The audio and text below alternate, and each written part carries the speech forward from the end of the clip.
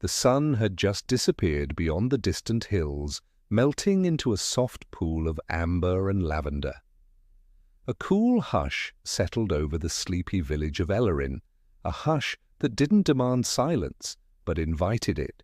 Cobblestone paths, warmed from a day's sun, now breathed out gentle warmth beneath bare feet, and shutters closed with the gentlest of creaks as candlelight began to flicker behind lace curtains.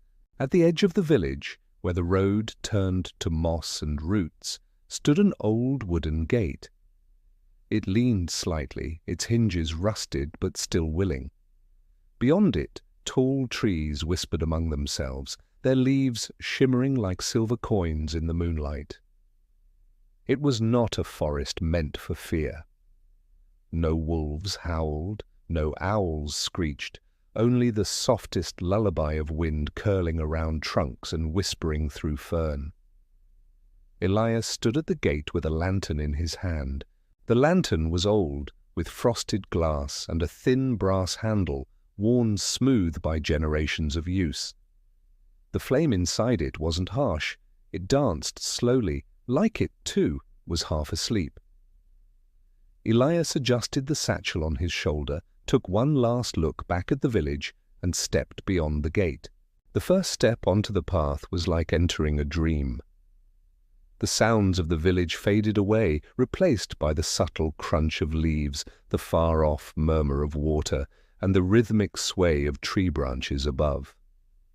Every breath Elias took felt easier, like the forest itself was exhaling with him. He didn't know exactly why he had come, only that the path had been waiting. Elias had heard the stories, of course. Everyone in Ellerin had. They said the lantern path led through the whispering woods and into dreams. Not dreams like those found in restless sleep, but the old dreams, the quiet ones that visited only when one was truly at peace. The kind that lingered long after waking. No one in recent memory had walked the entire path. Some villagers claimed the trail didn't really end.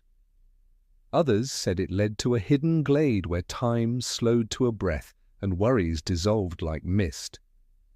But none said it was dangerous. The forest didn't frighten them, it comforted them. Still, few ever ventured far. But Elias was different. He had always felt something calling him, not loudly, but patiently. A soft pulse in his chest that aligned with the breeze in the trees. Tonight, that calling had become too strong to ignore. So he had taken the lantern from his grandfather's shelf, filled his satchel with a few comforts, a knitted shawl, a leather-bound journal, and a handful of dried fruit, and gone to the edge of the woods as the sky turned gold. Now, beneath the hush of twilight, he walked. The path, though narrow, was welcoming. Moss padded each step, and low-hanging branches parted without resistance. Fireflies began to rise in slow spirals, blinking like sleepy stars in the underbrush. Every now and then Elias paused, not out of fear, but wonder. The trees weren't just trees. They leaned in slightly, listening. The wind didn't pass by. It waited. He came to a bend in the path where a fallen log crossed the trail like a gate. As he stepped over it, he noticed something carved into the bark. Faint letters, worn by time, but still legible. "Light the way, and the way will light you." Elias smiled. It sounded like something his grandfather would say on rainy nights, when the fire crackled low and stories spilled like tea from an old kettle. He touched the lantern gently. Its glow didn't flicker. It simply glowed, patient and still. Further down, the path opened into a small clearing. A pool of moonlight bathed the ground, turning the moss silver. In the center of the clearing stood an ancient tree, enormous and wise, with branches like open arms. At its base, nestled in the roots, was a bench carved from stone, smoothed by time and softened by moss. Elias sat. For a while he said nothing. He didn't need to. The air around him was filled with silence so complete it felt alive. Not empty silence, but full, the kind of silence that listened. He opened his journal and let his fingers rest on the page. The leather was warm from his touch, the paper gently textured. Without thinking, he wrote, "Tonight I walk a path with no end, but I do not seek endings. I seek the quiet between each breath." He closed the journal and looked up. The stars had begun to appear, one by one. No rush, no urgency. Just appearing, like they had all the time in the world. Elias leaned back on the bench, resting his head against the tree's bark. The forest seemed to hum around him, a lullaby without melody. Insects chirped, leaves rustled, and somewhere far off a stream chuckled softly. The lantern's glow was enough to keep the darkness at bay, but not so bright as to disturb it. His eyelids grew heavy, not with exhaustion, but with comfort. He wasn't tired, he was being invited to rest. As his thoughts drifted, he remembered a tale his grandmother once told him. She said that if one walks the lantern path with a clear heart, the forest will share its dreams. Not just stories, but whole experiences, memories that aren't yours, but feel like they could be. Moments from lives you've never lived, but somehow understand. Elias smiled faintly. He didn't know if he believed it. But maybe belief wasn't needed here. Only openness. The kind of openness found in slow breaths and quiet steps. Time passed. How much, Elias couldn't say. The forest didn't seem to care. The moon shifted, higher now, casting silver veins across the canopy. When Elias stood again, he felt no stiffness, only calm, as if the bench had shaped itself to his body and the tree had shared its ancient patience with him. He adjusted the shawl around his shoulders and took the path again. The lantern swayed gently in his hand. Around the next bend, the trail descended into a shallow valley filled with low mist. The mist wasn't cold, just cool enough to make the air feel thick with softness. Each step made the lantern's glow shimmer across the vapor like golden ribbons. And in the distance, just barely visible, was another light. It wasn't fire, it pulsed, slow and rhythmic, like a heartbeat, soft blue, then silver, then gone, then back again. Elias slowed his steps. He wasn't afraid, only curious. The kind of curiosity a child feels when they first notice the moon is following them. As he moved toward the light, a shape began to emerge, something like a lantern, but suspended in mid-air. No chain, no holder, just gently floating above a flat rock. Beneath it sat a small wooden box, old but intact, with delicate carvings of leaves and stars. Elias approached slowly, letting his breath match the pulse of the glowing orb. As he neared, the orb floated upward slightly, then drifted behind him like a gentle nudge. He looked down at the box. It had no lock. With both hands he lifted the lid. Inside were feathers, soft, downy, and coloured with moonlight. And nestled among them a folded piece of parchment. He unfolded it carefully. The words were written in fine ink, curling like vines. Not all who wander are lost, but those who sleep while wandering find the truest paths of all. Elias exhaled, and for the first time in what felt like years, he realized how tired his spirit had been. Not in a burdensome way, but in a way that asked for stillness. He folded the note, placed it back among the feathers, and sat beside the stone. The mist curled around him like a blanket. The glowing orb floated quietly above, its light breathing in sync with his own. Elias closed his eyes, not to shut out the world, but to step deeper into it, the kind of depth that only sleep can reach. His hand still held the lantern, now resting gently on the moss. The flame inside it flickered once, then dimmed to a soft ember, just enough to keep the night warm. And the forest watched over him, not as a guardian, but as a friend. Whispers moved through the trees, not to wake him, but to sing him deeper into dreams. Elias slept, not as one who escaped the world, but as one welcomed into another. The forest around him breathed in perfect rhythm with the rise and fall of his chest. Each exhale from the trees stirred the mist in soft spirals. Tiny fireflies hovered near, blinking slowly, their light dimming and returning like distant stars keeping watch. And in that sleep, Elias dreamed. But the dream did not feel like a dream. It felt like memory, gentle and familiar. He stood once more on the lantern-lit path, though this time the forest around him had shifted. The trees no longer loomed above but walked beside him, their trunks curved like tall, benevolent figures. Their branches reached out, not to block his way but to offer direction, like pointing fingers made of bark and breeze.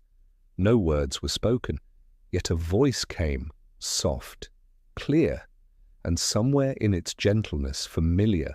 "Do not seek the end of the path, child. Seek its feeling." Elias turned, though he had not heard anyone approach. The voice came from everywhere and nowhere, as though the very leaves were whispering directly into his thoughts. The path is not where your feet take you, but where your stillness grows. And just like that, the dream shifted again. He now stood on a shoreline. The sea ahead of him was calm, like polished glass, reflecting a lavender sky painted with the thinnest clouds.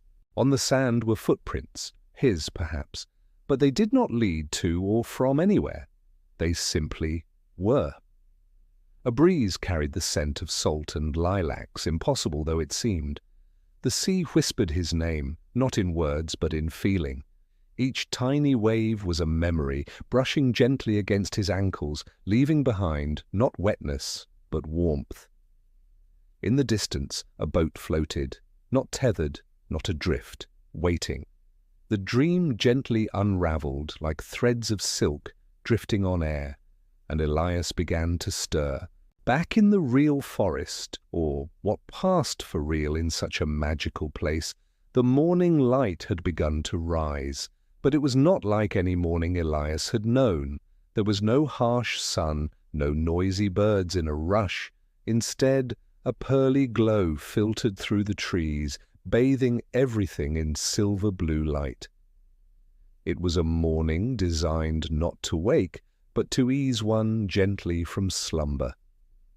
Elias sat up slowly. His lantern still rested beside him, its ember now brightening slightly, as if it had sensed his stirring. The glowing orb, the one he had seen before sleep, was gone. Or perhaps it had never been there.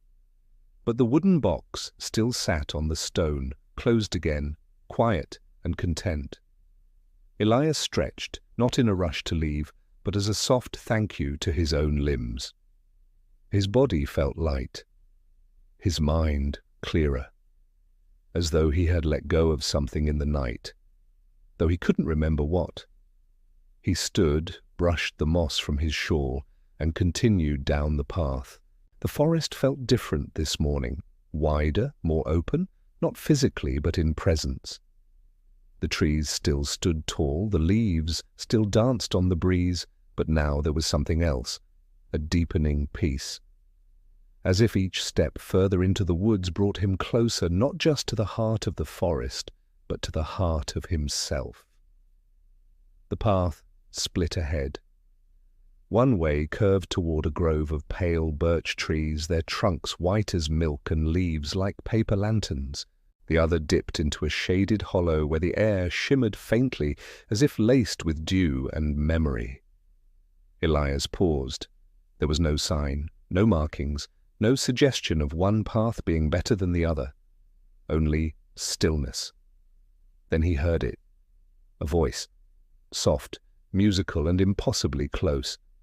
It said only one word. Welcome. Elias turned toward the hollow.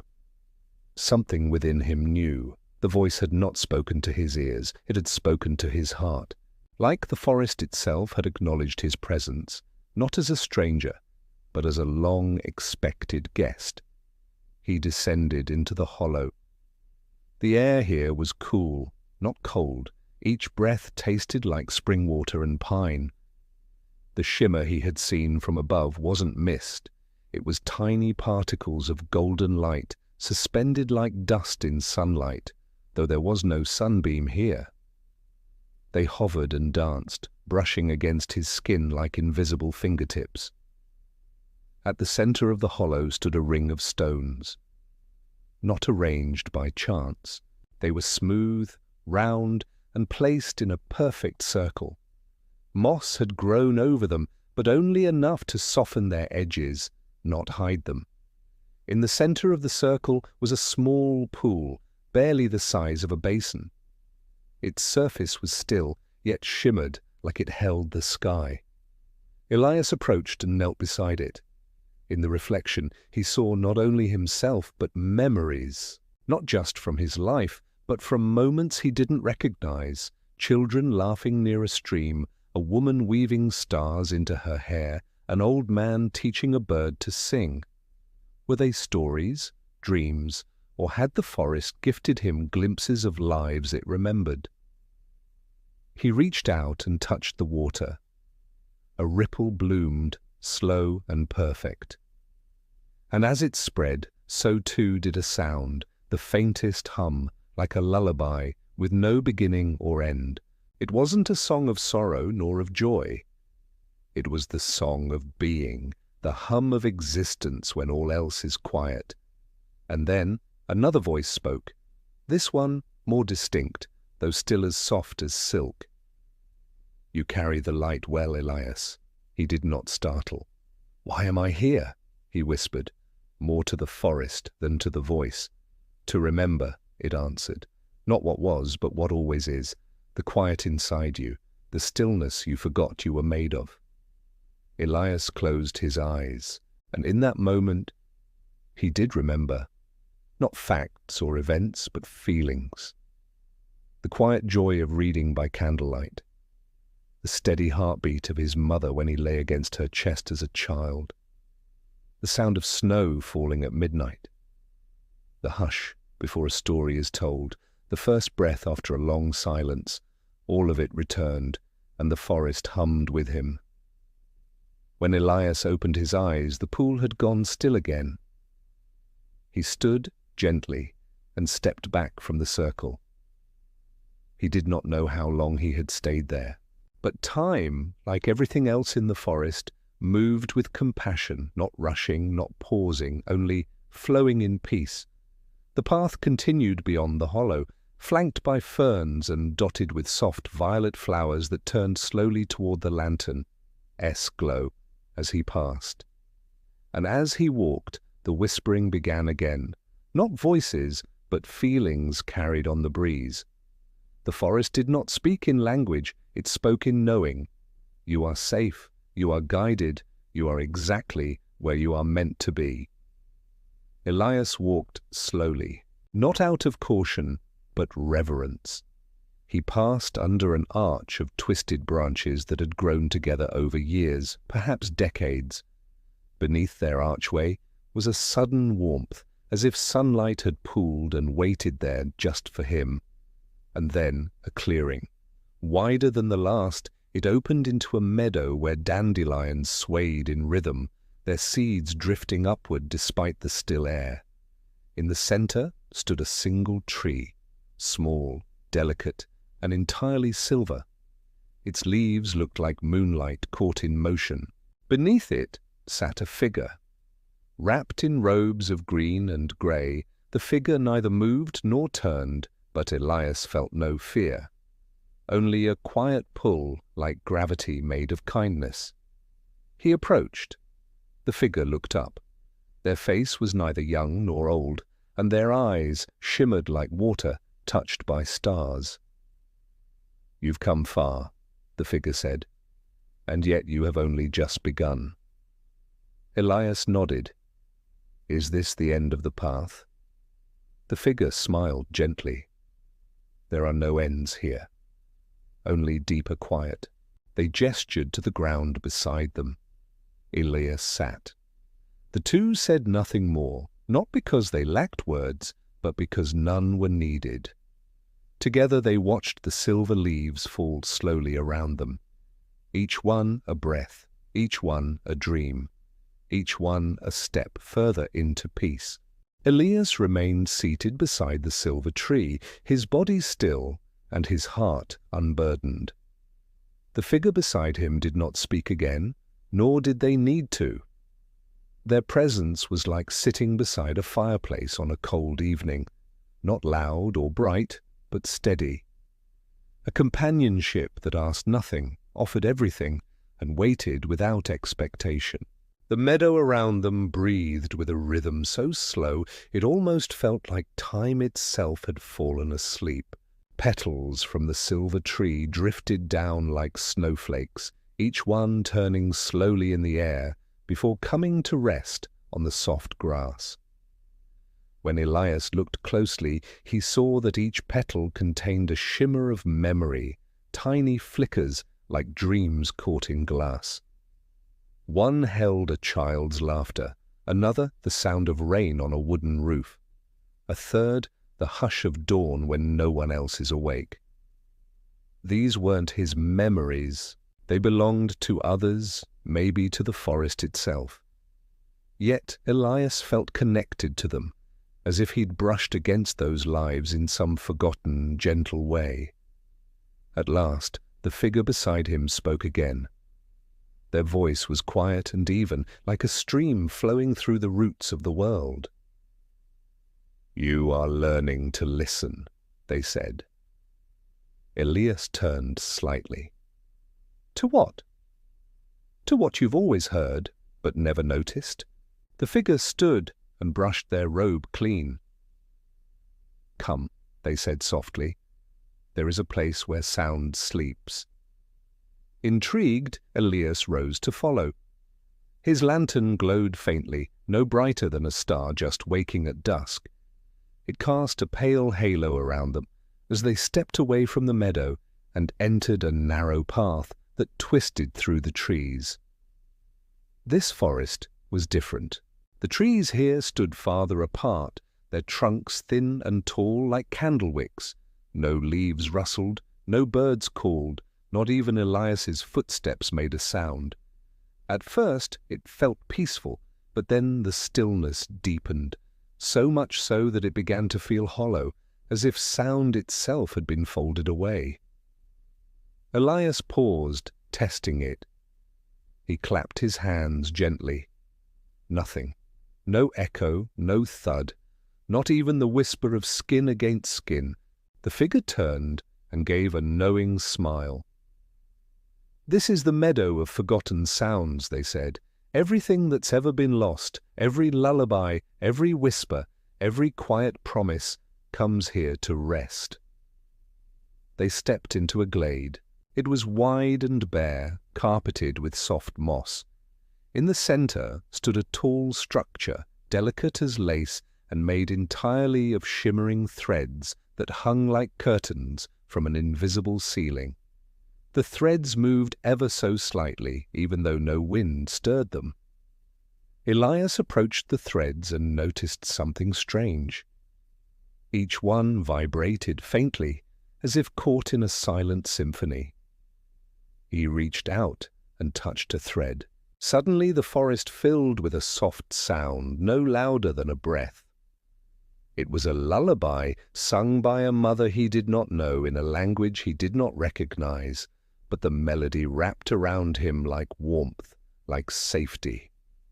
When he released the thread, the sound faded again into nothing. The figure gestured toward the structure.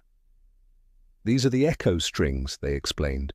"Every sound that has ever mattered to someone, no matter how small, finds a place here. Elias walked slowly among the strings. As he brushed against one, he heard a laugh, short, joyful, the kind that comes from a child discovering something silly. Another thread released the sound of a quill scratching across parchment, another the crackle of a fireplace during a storm. He paused, overwhelmed. "So many sounds," he whispered. "Why are they here?" The figure stepped beside him. "Because they were loved. And love, even in silence, leaves echoes." They sat again, this time on a low stone near the edge of the glade. The figure placed a hand gently on the moss. "You've been walking a path, Elias. But what you're truly doing is returning." Elias furrowed his brow slightly. "To where?" The figure smiled, but said nothing. Instead, they held out something small, an object Elias hadn't noticed before. A wooden disc carved with the symbol of a lantern and ringed with tiny notches. It pulsed softly with light, like a heartbeat. "This token will remember the sounds you choose," they said. "Touch a string, and it will hold the moment." Elias reached out and pressed the disc gently against a nearby thread. He heard a whisper, not words, but a feeling. The feeling of someone saying goodbye with great love. It made his chest ache and smile all at once. The disc glowed slightly brighter. He tucked it carefully into his satchel. As they rose to leave the glade, the forest slowly began to return to itself. A breeze lifted, soft and quiet. Leaves rustled with faint joy. Somewhere distant, a bird sang a single note, as if testing the air. Sound had returned. But Elias now heard it differently. He could feel each noise, not just in his ears, but in his chest, in his breath. Every step, every whisper of wind was part of something vast and living. They walked again through the woods, the figure silent once more. Elias didn't mind. The silence now wasn't empty, it was full. When they reached a small rise, the figure paused and turned. "Beyond this hill lies the lake of soft reflections. You must go alone from here." Elias looked toward the rise. It wasn't high, but it seemed to shimmer at the edges. He turned back to the figure. "Will I see you again?" The figure smiled, but their eyes, gentle and endless, offered something deeper than a promise. "I never left." With that, the figure stepped backward and dissolved, not into air, but into quiet, into peace. Elias stood alone now, yet not lonely. He climbed the rise slowly, lantern in hand. As he reached the top, he saw the lake.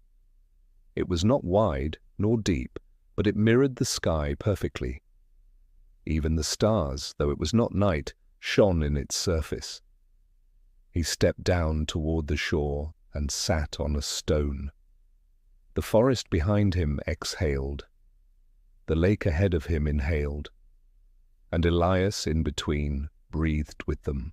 He reached into his satchel and drew out the wooden disc. It glowed gently, warm against his palm. He held it to his ear. And the lullaby played again, soft, slow, comforting. Elias smiled. He did not rush to move. The lake was still. The forest was kind. And inside him, something had changed. The noise of the world, which had once felt so constant, so loud, it was no longer inside him. It could still exist, out there, somewhere.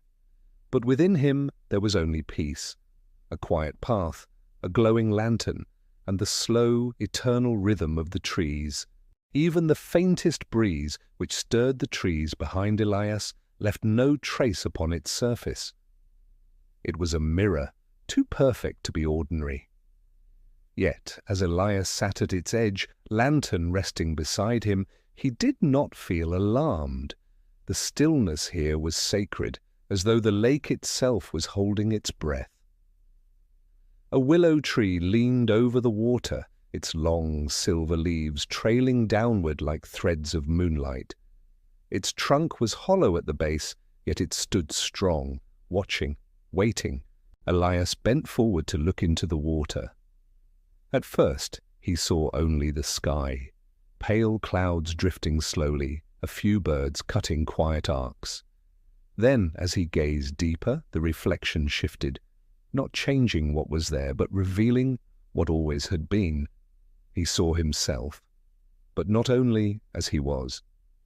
He saw a version of himself as a boy, standing barefoot in a shallow stream, laughing as frogs jumped away from his feet. He saw himself as a young man, head down in a dim room, reading by candlelight. He saw a version of himself sitting alone at a train station bench, watching as other people reunited with joy while he waited for someone who never came. Each image was not merely a memory, it was a feeling. The lake did not show him facts, it showed him truths. Elias leaned back, breathing slowly. He did not cry, there was no need. The lake did not judge the memories it shared. It offered them gently, like hands holding soft petals, fragile moments from a life lived quietly, deeply. Suddenly a soft voice rose beside him, not spoken aloud but within. The lake does not lie. He didn't turn to look. The voice was not from another. It was his own, perhaps from a part of him that had always known more than the rest. He placed a hand on the ground beside the lantern. The moss was cool and damp, and a small beetle walked across his fingers.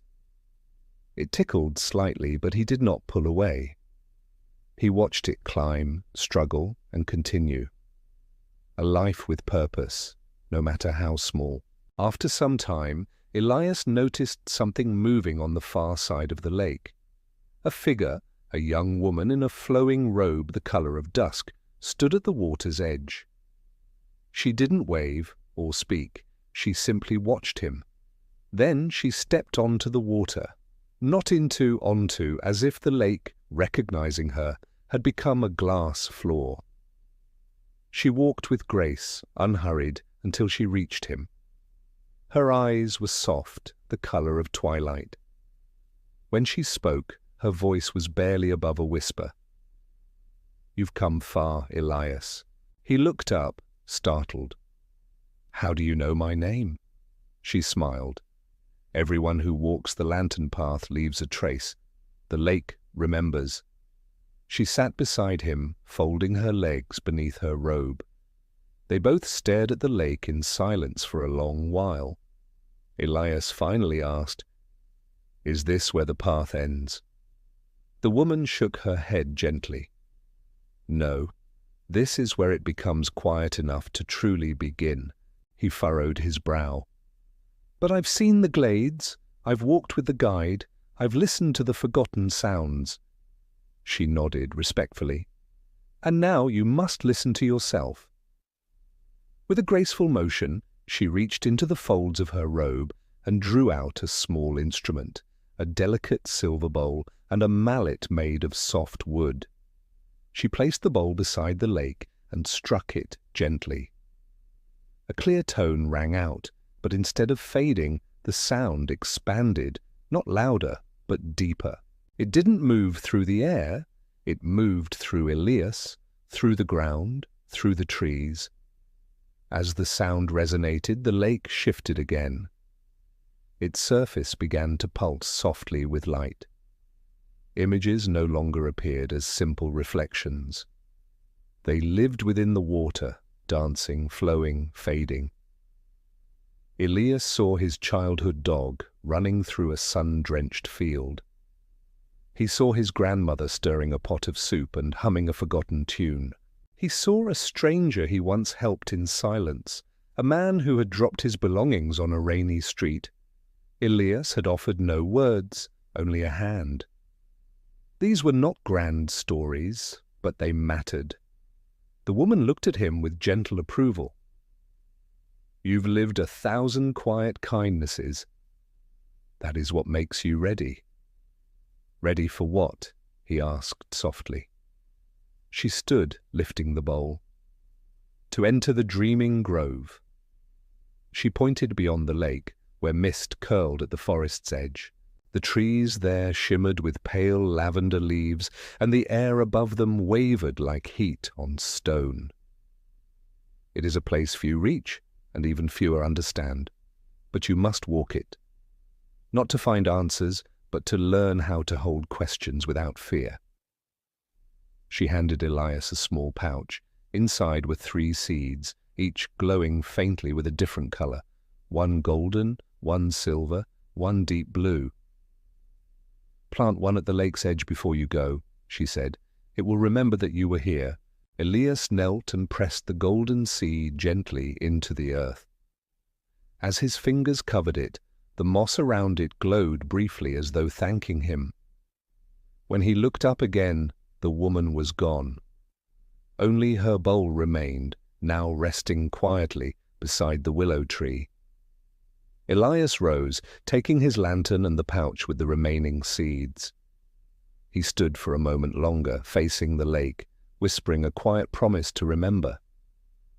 Then he turned toward the mist. The air grew cooler as he approached the edge of the dreaming grove. The trees there had long, slender trunks, and their branches curled overhead, like arches in a cathedral. No wind stirred, yet the leaves turned slowly on their own, as if responding to some inner music. The moment Elias stepped past the first tree, his breath caught. Not because of beauty, but because of familiarity. This place was not new to him. He had dreamed it. Not once, but many times. As a child, he had imagined walking beneath trees that whispered secrets. As a young man, he had seen this grove in the moments before sleep, forgotten by morning, but always gentle. Now it welcomed him. Not as a visitor, but as someone returning home. The grove did not require a path. It guided him softly, nudging him left or right without pressure. His feet moved of their own accord, and his lantern adjusted its glow to match the shifting light around him. As he walked, he heard soft voices, not spoken aloud, but carried in the wind between branches. They spoke not in words, but in feelings. He heard forgiveness, he heard longing, he heard the silence of love unspoken, yet understood. At last, the trees parted to reveal a clearing with a low pool in its center. The pool reflected nothing, not because it was still, but because it held dreams instead of light. Elias sat beside it. He reached into his pouch and removed the silver seed. He held it gently, then dropped it into the pool. A ripple moved outward, and then, in the surface, he saw a figure, himself, older, sitting beside a window in a cottage, writing quietly in a leather-bound journal. A cat slept at his feet. A pot of tea steamed gently nearby. He looked content, not joyous, not triumphant, just at peace. Elias smiled softly. The grove did not ask for declarations or decisions. It simply offered what was possible, what was already inside him. He closed his eyes, and as he did, he felt the forest fold around him like the wings of a gentle bird. He did not know how long he sat there, minutes, hours, or days, but time no longer mattered. The dream was not a place to reach, it was a place to rest within. And slowly, the noise of the waking world, its demands, its sharpness, slid away. There was only the hush of leaves above him, the warmth of the lantern beside him, and the quiet joy of becoming. There is a quietness that comes after understanding, not the loud celebration of discovery, but the soft acceptance of having finally arrived at a place your heart has always known. That was the quiet that surrounded Elias now. When he opened his eyes, the forest had changed. The deep lavender hues of the dreaming grove had faded into a gentle grey mist. The trees were thinner, scattered. The air felt still, almost woolen in texture, wrapping softly around his skin. It muffled all sound, but amplified the feeling of presence, as though the forest was holding its breath, waiting for him. Elias stood slowly. The lantern by his side flickered with a softer light now, as if it, too, had grown more serene.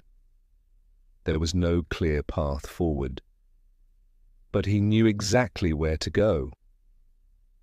He walked through the mist without fear. Each step was effortless, as if his feet knew the rhythm of this place. The world here was suspended in a peaceful pause. There were no birds calling, no leaves rustling, only the occasional distant drip of dew falling onto soft earth. After a while, Elias saw it. The outline of a small cottage, almost dreamlike in its stillness. Its roof was moss-covered, and ivy curled up the sides like gentle green fingers. A single plume of smoke curled lazily from the chimney, vanishing into the fog. The door stood slightly ajar. He approached without hesitation. Inside, the warmth was instant, not just from the low-burning fire, but from the feeling that he was welcome, expected even. The furniture was simple but lovingly arranged, a round table with 2 chairs, a modest bookshelf filled with weathered journals and poetry collections, and a window overlooking a quiet garden whose blooms were barely visible through the mist. And then there was the kettle. It sat on a small cast-iron stove, humming softly as it heated. Next to it 2 ceramic mugs rested, waiting. Elias smiled and whispered, "You knew I was coming." No one answered, but there was no need. He poured the tea, lavender, and something faintly citrus. The steam curled around his face like an old friend. He took a seat by the window and watched the garden begin to bloom. Not rapidly, not magically, just slowly, with gentle patience. A white flower opened one petal at a time. A fern uncoiled with sleepy elegance. Even the mist seemed to thin, letting light filter through in soft bands. Time was not gone here. It was simply being kind. He picked up one of the journals from the shelf.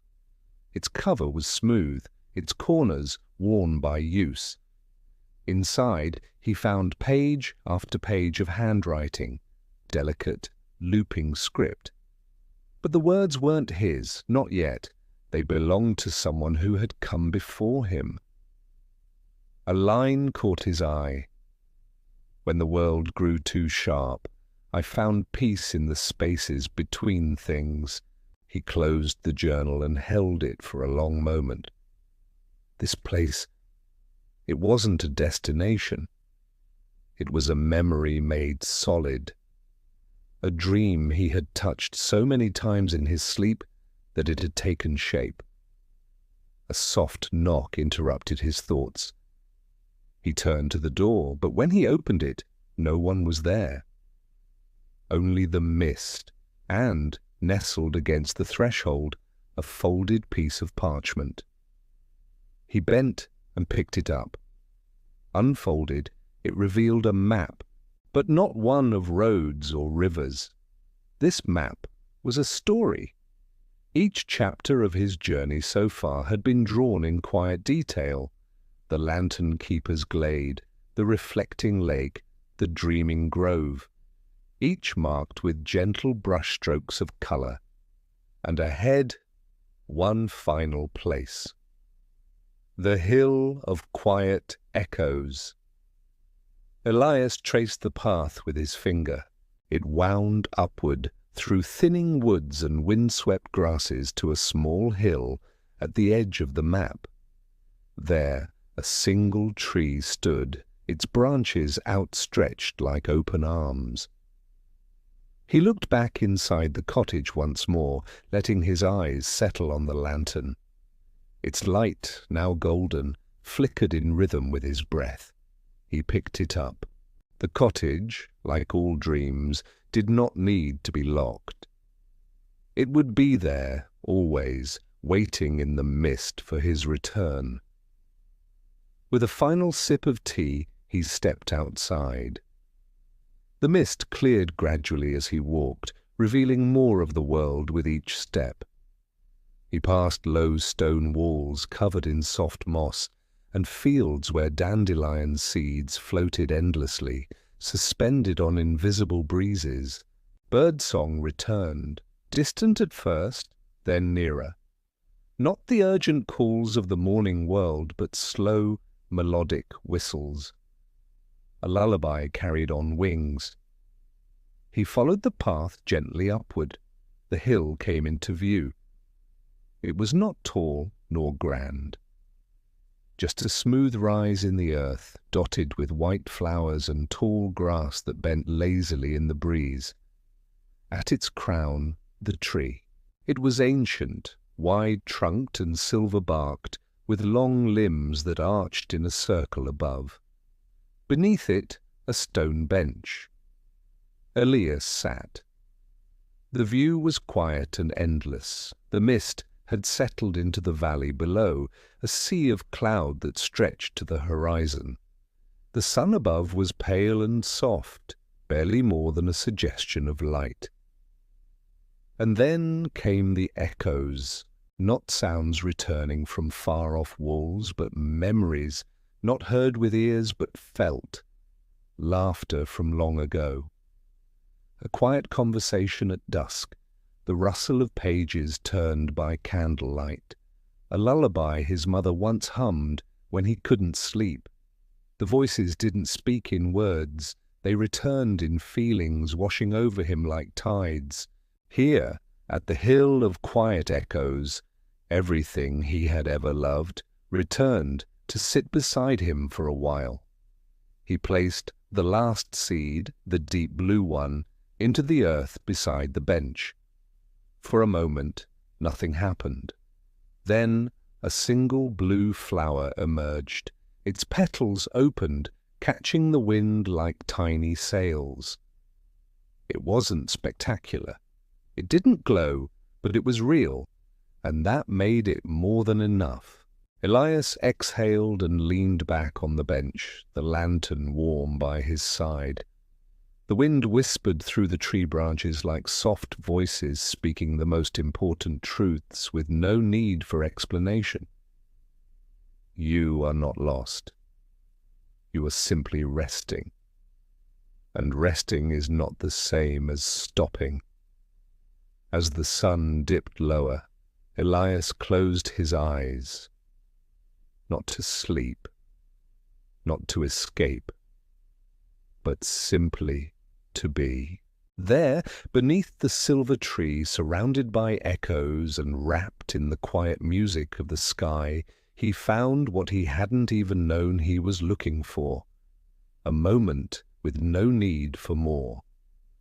And as he drifted into stillness, the lantern beside him pulsed once, then settled into a gentle, endless glow, a beacon not to lead him onward, but to remind him he was already home. The soft glow of dawn seeped slowly through the silver leaves of the ancient tree. Elias awoke with the feeling of having slept not just through the night, but through countless quiet moments stitched together like a gentle tapestry. The hill of quiet echoes hummed softly beneath him, as if it too was breathing. The lantern at his side flickered faintly, more like a heartbeat than a flame. He rose and looked around. The valley below remained shrouded in mist, but beyond the hill the world was awakening. birds called softly, and a delicate breeze stirred the grass and flowers. Elias felt the gentle tug of curiosity.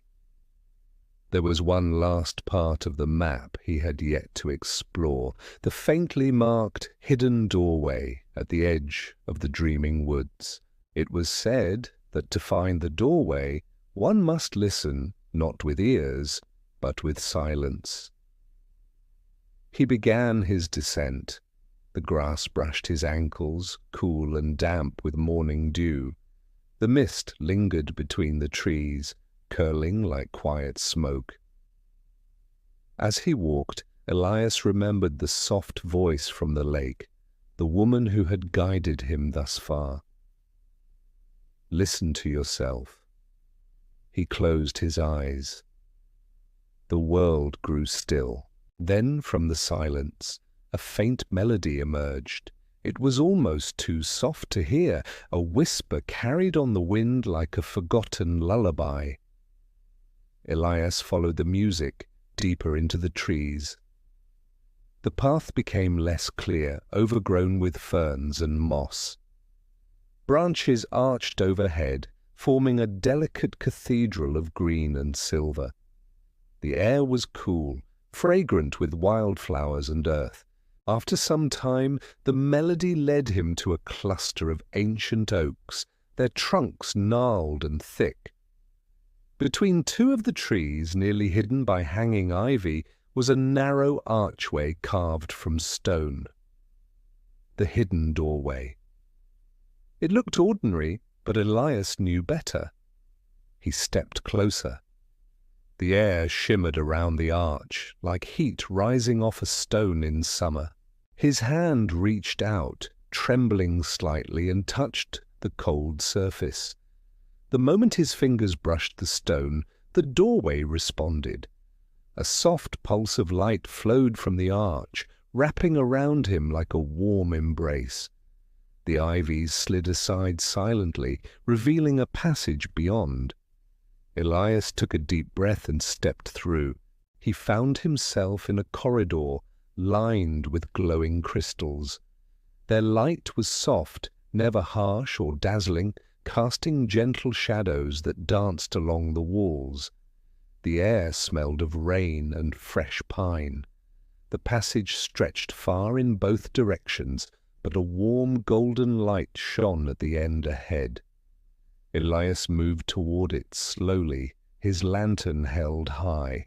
Along the walls he noticed carvings, images of the forest, the lake, the hill, and the woman who had guided him. But there was one carving that caught his eye, a figure holding a lantern much like his own. Beneath it, an inscription read, "Only those who carry their own light can pass." Elias's fingers traced the words. He felt the lantern grow warmer in his hand, as if recognizing its kinship. The golden light ahead brightened as he approached, revealing a vast chamber filled with stars. Not the distant stars of night sky, but shimmering orbs suspended in the air, each pulsing gently like a heartbeat. In the center of the chamber was a pedestal, empty but glowing softly. Elias placed his lantern on it. Instantly the stars responded, swirling and forming patterns, images of places and faces he had seen before. They told stories, stories of kindness, of courage, of quiet strength. One star drifted closer, larger and brighter. Within it, Elias saw a vision of himself, older, surrounded by friends and family, sharing stories and laughter. A deep warmth spread through him. He realized the journey was not just about finding peace, but about carrying light for others to find their way. The chamber's stars began to pulse in rhythm, and the doorway behind Elias shimmered once more. He knew it was time to return. As he stepped back through the arch, the ivy fell back into place. hiding the passage as if it had never been. Back in the dreaming woods, the morning sun warmed his face. Elias felt lighter, whole in a way that needed no explanation. His journey was far from over, but now he carried a light that would never fade. Elias stepped gently into the awakening forest, the soft rustle of leaves underfoot like a delicate whisper. The lantern at his side seemed to pulse faintly with a life of its own, its warm glow matching the growing light of dawn filtering through the trees. The dreaming woods stretched before him, familiar yet new, each step forward weaving deeper into the story that had been waiting for him all along. Today the path would lead him to the Silver River. The river was not like others Elias had known. It shimmered with an ethereal glow, as if the moon itself had poured its light into the flowing water. Along its banks, willows dipped their silver leaves into the currents, their reflections dancing like liquid stars. The air was cool and fresh, carrying the scent of rain and distant lavender. Elias walked along the river's edge, listening closely. The Silver River had a song. It began as a soft hum beneath the flowing water, barely audible. As Elias followed the river's bend, the hum grew into a melody, simple and pure, like a lullaby sung by the earth itself. The song wasn't just sound, it was a feeling, one of calm, of safety, of gentle reassurance. He closed his eyes and let the melody wash over him, his breath slowing, his heart settling.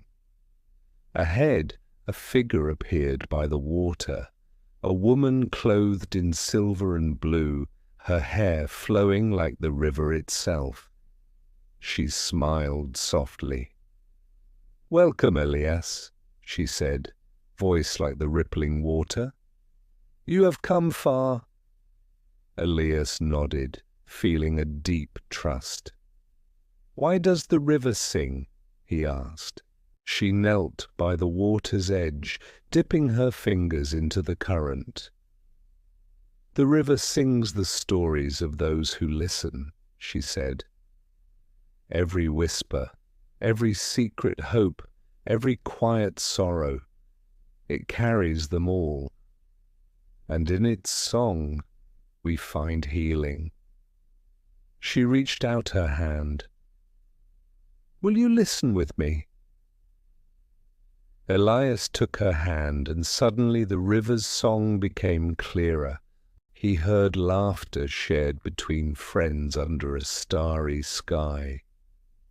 He heard a mother humming softly as she rocked her child to sleep.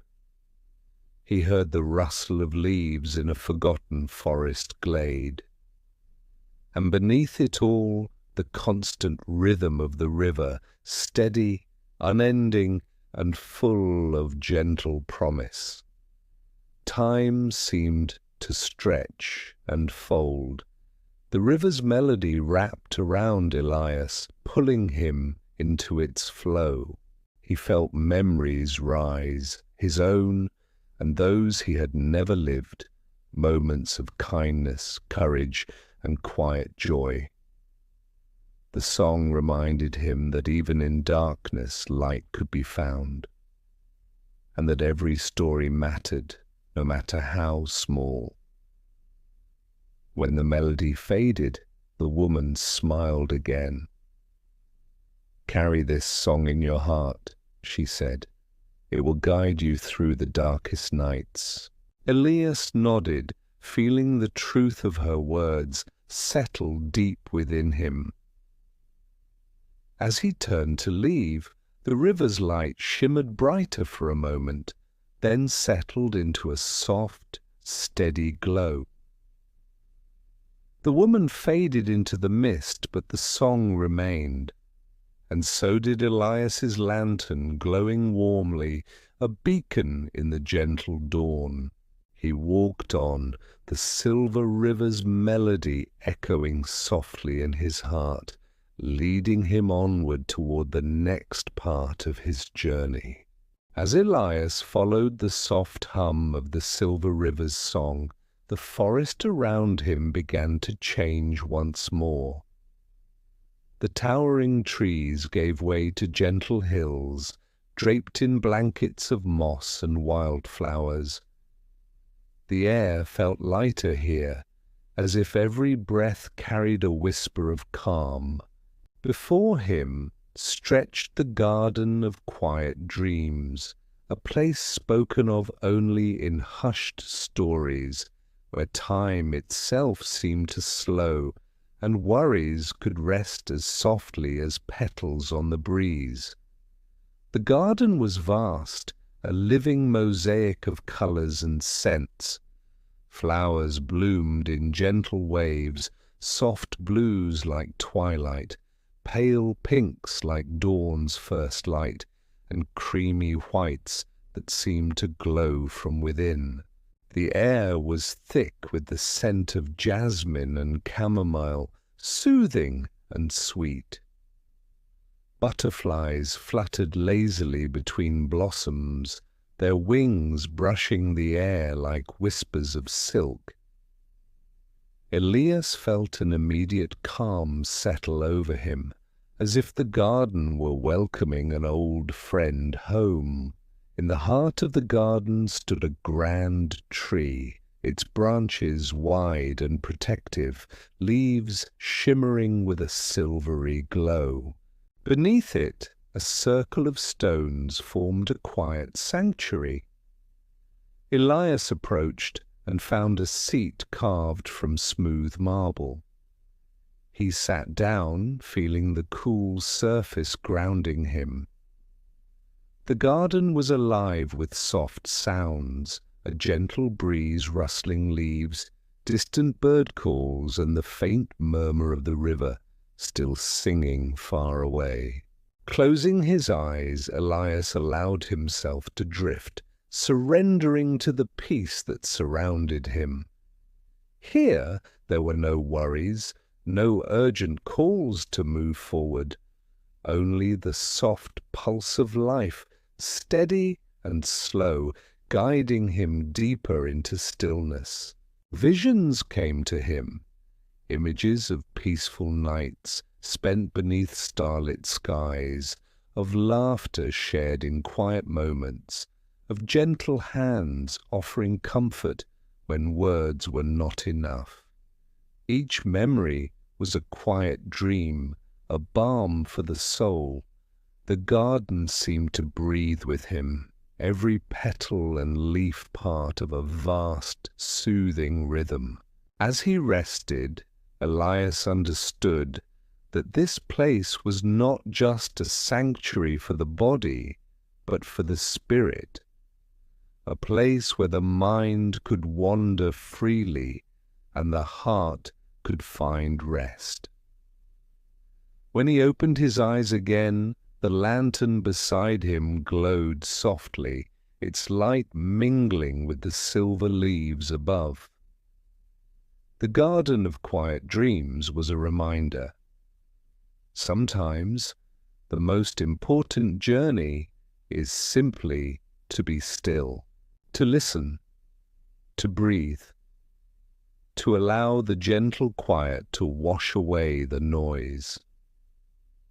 Elias rose slowly, feeling lighter than he had in days. He gathered his lantern and prepared to leave the garden, carrying with him the deep peace it had gifted. As he stepped beyond the circle of stones, the garden seemed to bow in farewell. Flowers nodding gently in the breeze, leaves shimmering like a soft goodbye. The path ahead was still long, but Elias now walked it with a heart full of quiet strength. The lantern keeper's light within him burned steady, guiding him ever onward. The air grew cooler as Elias left the garden of quiet dreams behind, the soft fragrance of jasmine and chamomile lingering like a gentle memory. The path ahead wound through a narrow valley, lined on either side with towering stones, ancient monoliths standing tall, their surfaces etched with symbols that shimmered faintly in the dim light.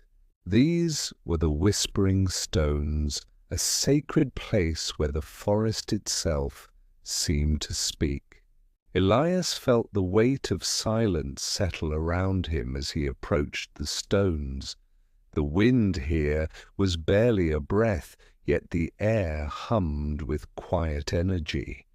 Each stone was different, some smooth and polished, others rugged and cracked. They stood like guardians, timeless and still, yet alive with stories waiting to be heard. He stepped carefully between them, the gravel crunching softly beneath his feet. As he moved deeper into the circle, the symbols on the stones began to glow softly, pulsing with a rhythm like a heartbeat. Elias paused, breathing slowly, and listened. At first, there was nothing but stillness. Then, the faintest of whispers rose on the breeze. The whispers were not words, but feelings, echoes of courage, hope, sorrow and joy woven into the very air. They brushed against his mind like gentle fingers, inviting him to remember. Elias closed his eyes, opening his heart. He felt the stones speaking, not through sound, but through the language of the soul. Images came to him, a child laughing under the sun, an elder telling stories by firelight, a traveller finding shelter in a storm. Moments small yet infinite, connected across time by the stones' silent song. He realized the stones were keepers of memory, guardians of the unseen threads that bind all lives. A soft light gathered around the tallest stone in the center, casting long shadows that danced like ancient spirit. Elias approached it and laid his hand on its cool surface. The stone's glow intensified, filling him with a warmth that spread from his fingertips through his whole being. The Whispering Stones had shared their wisdom, that every moment, no matter how fleeting, held meaning. That courage could be found in the quietest of acts. That hope was a light that never truly fades. And that stories, like the lantern he carried, were beacons in the dark. When the glow faded, Elias felt a deep calm, a sense of belonging to something vast and eternal. He stepped back, the stone's whispers settling into a gentle hum once more. With his lantern shining steadily, he left the valley, the ancient voices echoing softly in his heart. The journey continued. Each step forward carried the weight of memory, the light of hope, and the promise of new stories yet to be told. Elias stood at the edge of the Whispering Stones Valley, the cool air filled with the soft echoes of ancient voices. Beyond lay the last stretch of his journey, a path leading to the heart of the forest, a place spoken of only in legends. It was here, the stories said, that all who seek peace find their final embrace. His lantern glowed gently in his hand, steady and warm, a companion through every twist and turn of the road. The path was lined with silver birches, their white bark shimmering under a sky brushed with twilight colors.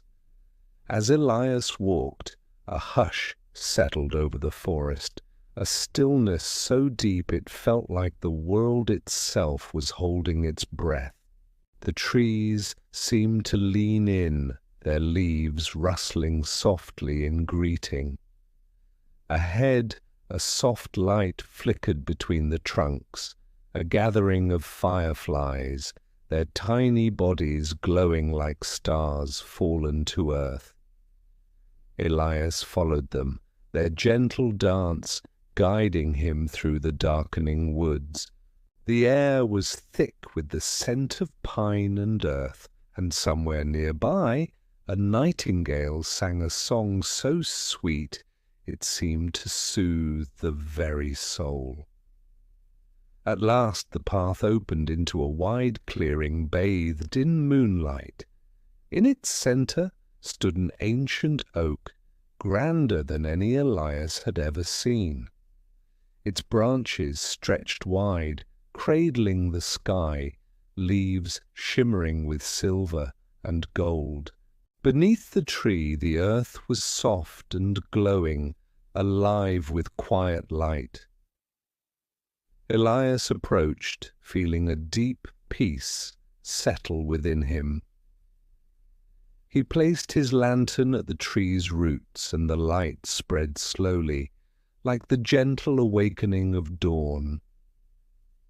The tree's leaves shimmered brighter, and a warm breeze wrapped around him, a silent embrace. In that moment, Elias understood. The journey was never about reaching a place, but about finding the light within. The lantern he carried was not just a guide, it was a reflection of his own heart. And here, in the heart of the forest, all the stories he had gathered, the songs, the dreams, the whispers, came together in a final, gentle embrace. He closed his eyes, breathing in the calm.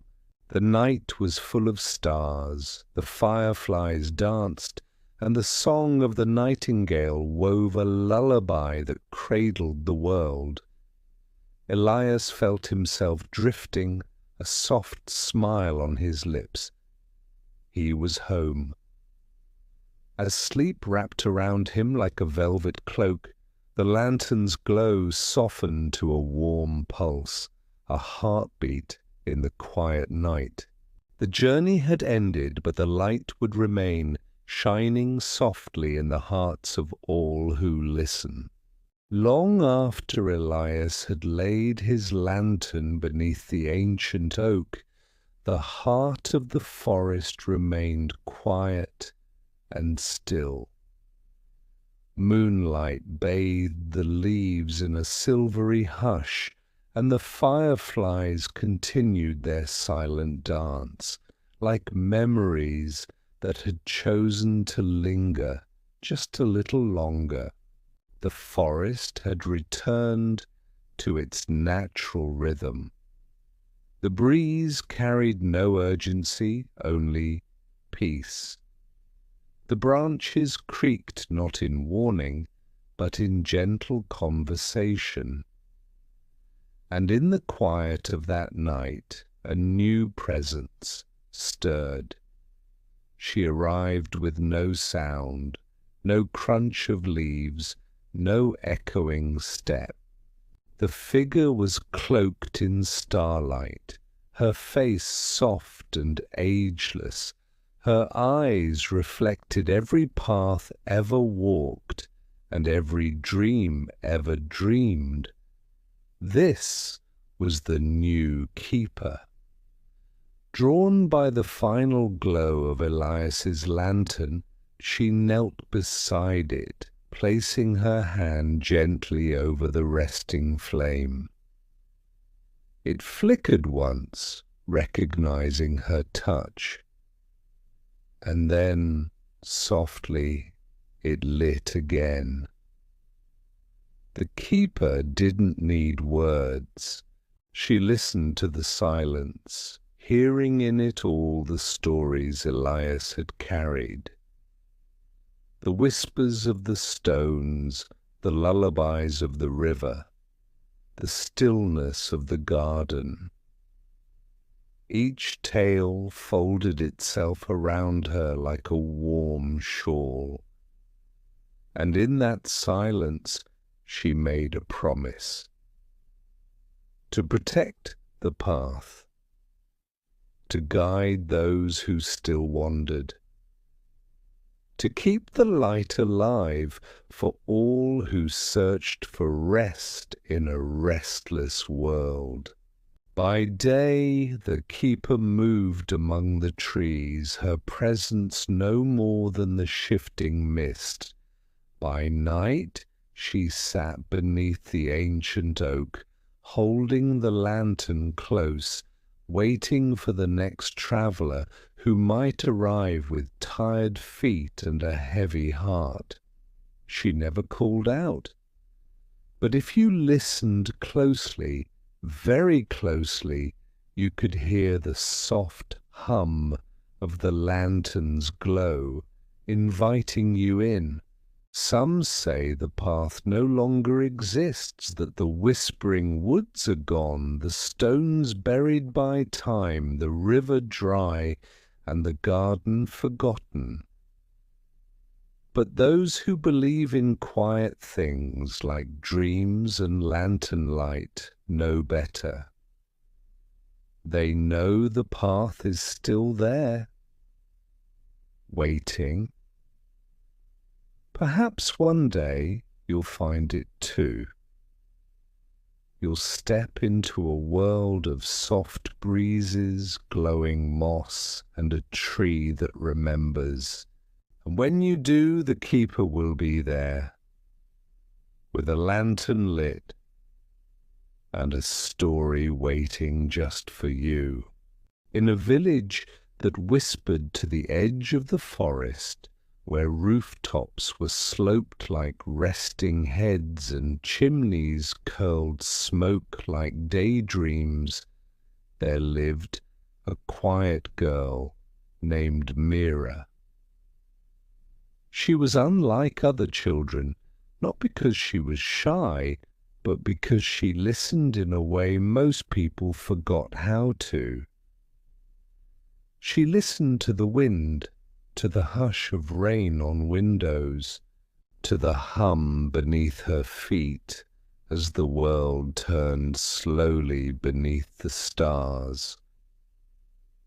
Mira often wandered at twilight when the sun had just dipped below the hills and the first stars blinked awake. That was when the moths came out, soft-winged, dust-coloured and silent. They fluttered around lanterns drawn to the warmth of light. But Mira noticed something else. They always flew in the same direction, as though answering a call only they could hear. One night, beneath a velvet sky brushed with indigo and lavender, Mira followed them. She slipped from her window with a scarf around her shoulders and a small, quiet heart beating with wonder. The moths glided ahead, never fast, never far, just close enough for her to see the shimmer of their wings in the moonlight. They led her past the sleeping fields, past the low stone wall her grandfather had built long ago, past the old well that hadn't drawn water in years, and into the forest. But this forest didn't feel strange or dark. It felt like a lullaby. The trees were tall and slender, their leaves whispering like lullabies to the night. The path beneath her feet was soft, as though made for barefoot dreaming. The moths danced slowly, waiting when she stopped, rising again when she moved. Not a sound echoed, but the hush of breath and the quiet of the woods. Then, in a clearing bathed in silver light, Mira saw it. A small lantern glowing gently atop a stone pedestal. It looked familiar. Not because she'd seen it before, but because it felt like something she'd always known. Like a dream you forget in the morning, but remember in your bones. The moths circled it, then rested. Mira approached. The lantern flickered, then grew still, as if it had been waiting for her. She reached out, and the moment her fingers brushed its warm glass, a wave of peace washed through her. Not joy, not sadness, just quiet. A soft, deep quiet that wrapped around her like sleep itself. The forest around her pulsed softly with light.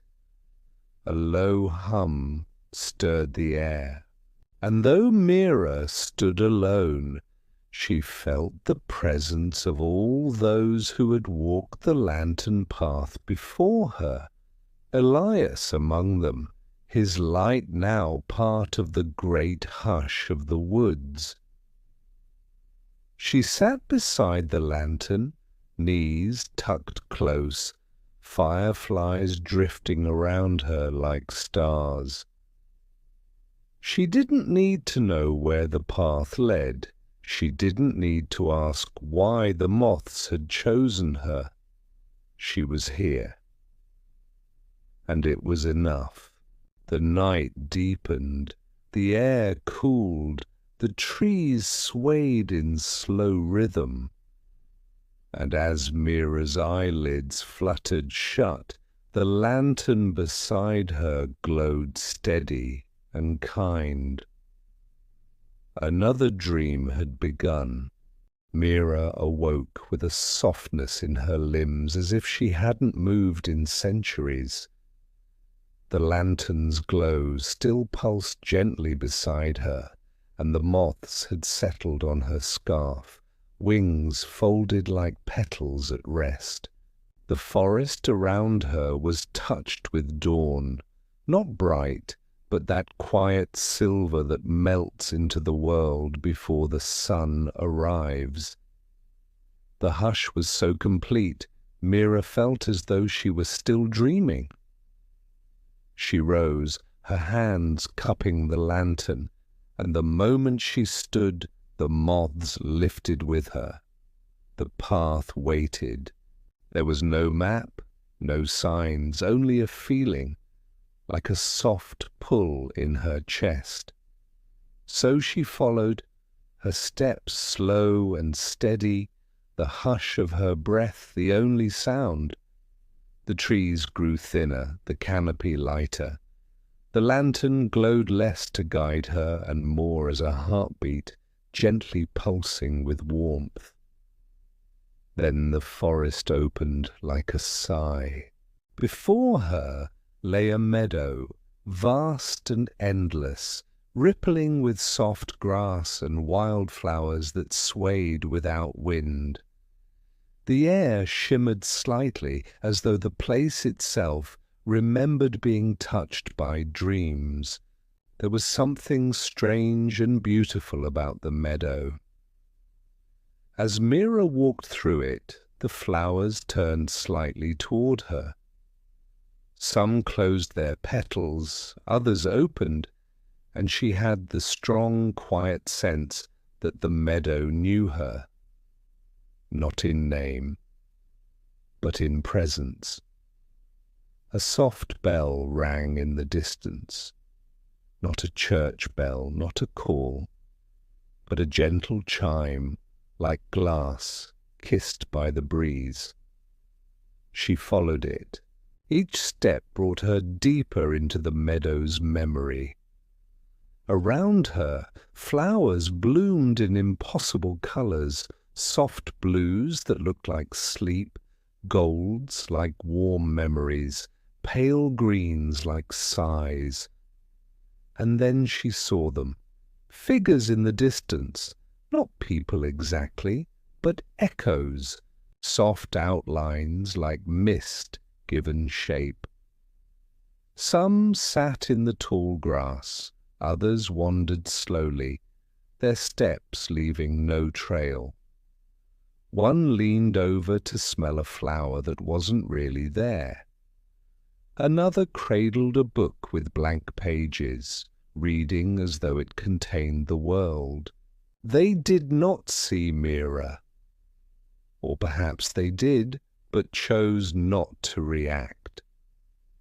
This was their resting place, and they moved through it with the weightlessness of dreams. Mira walked among them. She understood now. This meadow was memory, not just hers, everyone's. A place where thoughts that were once lost drifted slowly, gently, like feathers in windless air. She stopped by a patch of flowers and sat, letting the stillness settle into her bones. The lantern flickered beside her, and the moths circled once before perching on nearby petals. She didn't speak. She didn't need to. In the quiet, she felt stories all around her, of Elias and the whispering stones, of gardens and rivers and ancient oaks. They flowed beneath her like water, murmuring in languages not meant for the ears, but for the heart.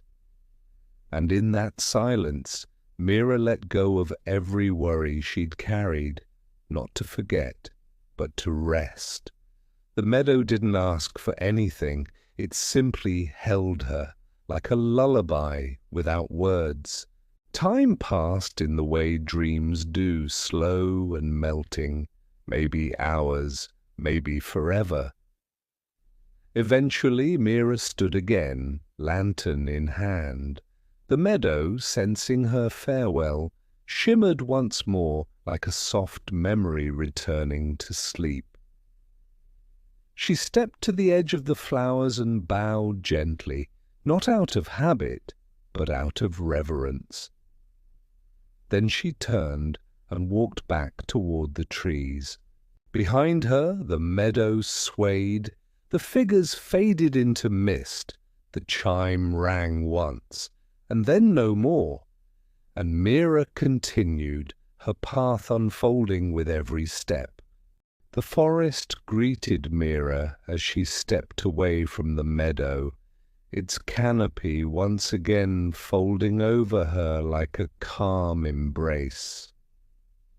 Her lantern, ever pulsing with that soft golden glow, swayed gently in her hand. Though she had said no words and heard none spoken, Mira felt changed. The meadow had whispered something deeper than language. It had cradled her heart without asking anything in return. And now the path ahead seemed lighter. She walked for what felt like no time at all, and yet she knew hours must have passed. Her footsteps made no sound on the moss-covered trail. Above, birds chirped lazily, their songs thin and dreamy, like lullabies half-remembered. Eventually, the trees parted once more, revealing something extraordinary. A ravine, wide and steep, too vast to cross by foot. But there, floating above the gap, was a bridge made entirely of mist. It shimmered in the daylight like woven clouds, each step like a memory you almost forgot but never fully lost. The bridge didn't seem to rest on anything. It simply existed, hanging between two realms born of stillness and light. The moths fluttered ahead of her, gliding over the mist without hesitation. Mira stepped forward. Her foot touched the bridge and held. The mist shifted under her weight, not in protest, but as if it welcomed her presence. Her lantern remained warm, its glow undisturbed, and so she crossed. Each step felt slower than the last, not because of fear, but because of something else, the hush of something sacred, the space between where she had been and where she was going. The ravine below wasn't dark or threatening. It was filled with light fog that curled and rolled gently, as though dreaming beneath her. And within it, Mira saw shadows, not frightening ones, shapes of people and creatures, lives remembered, laughter shared, tears once shed. The bridge was not just mist, it was memory. She paused halfway. There was no wind, no sound, only the deep silence of something ancient watching with patience. And then, from across the mist, a voice, soft, kind, familiar, not spoken aloud, but carried on the breath of thought. Do not rush. The soul remembers even when the mind forgets. Mira didn't speak, but her heart answered. I understand. She closed her eyes. Let the lantern rest at her side, and for a moment just stood, a small girl in the middle of a mist bridge between the world of waking and the land of dreams. When she opened her eyes, the far end of the bridge was close. She stepped off the final plank of mist and onto cool, dewy earth. The trees here were taller, wiser. The air felt cleaner, lighter. And at the base of a mossy hill stood a small cabin made of pale wood and quiet stories. Smoke curled from its chimney. A rocking chair swayed slowly on the porch as if it had just been vacated, and on the windowsill sat another lantern, unlit, waiting. Mira approached the cabin, her steps slower now, not from weariness, but from a feeling too large to name. She placed her lantern beside the unlit one. Its glow flickered brighter once. Then both lights pulsed in harmony. The door creaked open. Inside, the air was warm and filled with the scent of lavender and old paper. A bed waited in the corner, tucked beneath a patchwork quilt that smelled faintly of sun and time. She lay down without a word, pulling the blanket up to her chin. Outside, the moths rested on the window pane. Inside, the lanterns cast their soft glow over her face, and Mira dreamed, not of adventures or monsters or faraway lands, but of water glistening on leaves, of meadows that remembered, of bridges made of mist, of light that never left. Inside the little cabin nestled in the heart of the forest, Mira slept, still as a petal on quiet water, wrapped beneath the patchwork quilt. The two lanterns beside the window glowed in perfect rhythm, their golden light gently pulsing like the steady inhale and exhale of a dreamer deep in rest. Outside, the moths remained, wings folded like old letters. They perched on the windowsill, on branches, on the soft grass. The forest, too, stood in silence. Not out of fear, but reverence. The dream was coming to a close. In her dream, Mira stood in a field of starlight. The ground below her shimmered not with grass, but with soft constellations, like she was walking upon the sky itself. Above, the stars twinkled the way old memories do, quietly, but always there. She turned slowly in place. There were no sounds, no cold, no gravity, just stillness and light. From the edge of the starlit field, someone approached. He moved like fog, but his form was solid. Elias, the old dream walker. He smiled, not with his mouth, but with his presence, and bowed his head slightly.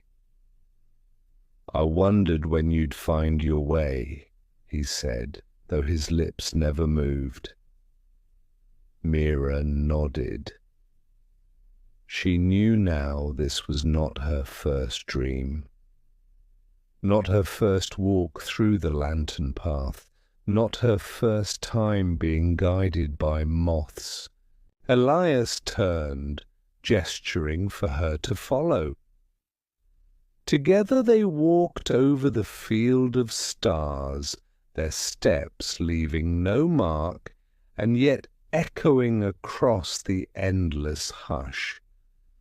All around them the stars shifted, becoming images gently flickering across the air like reflections in rippling water.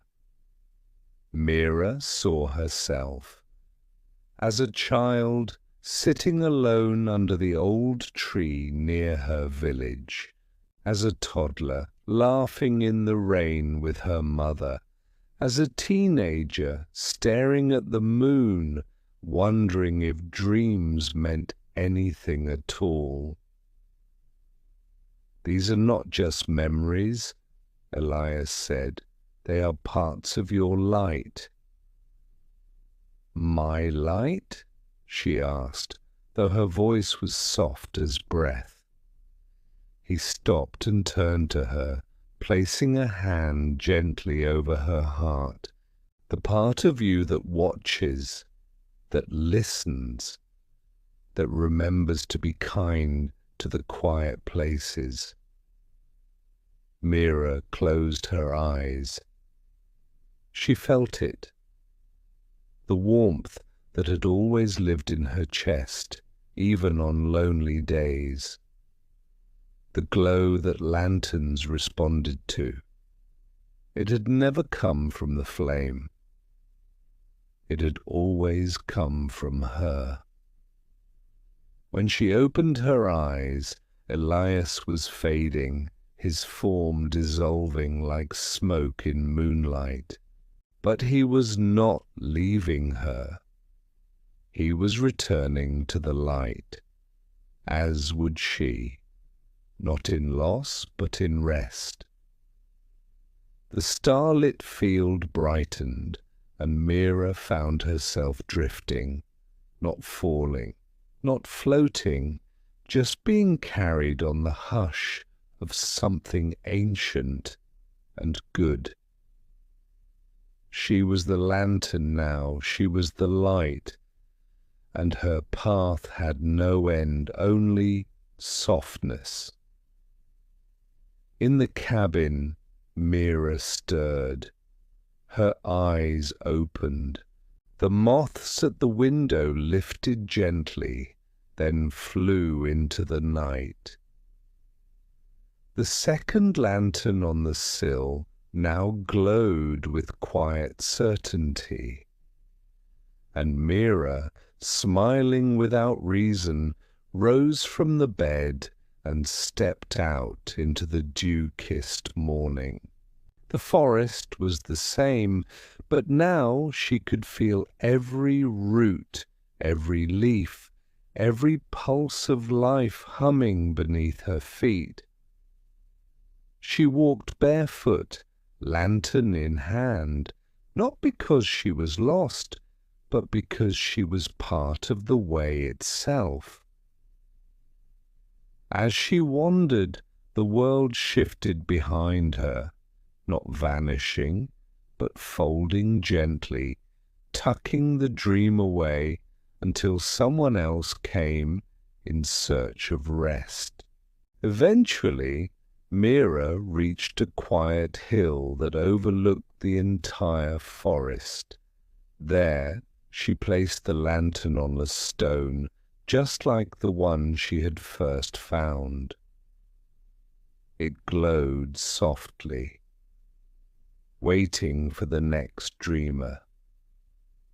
She turned once more to the path, whispering words not meant for ears.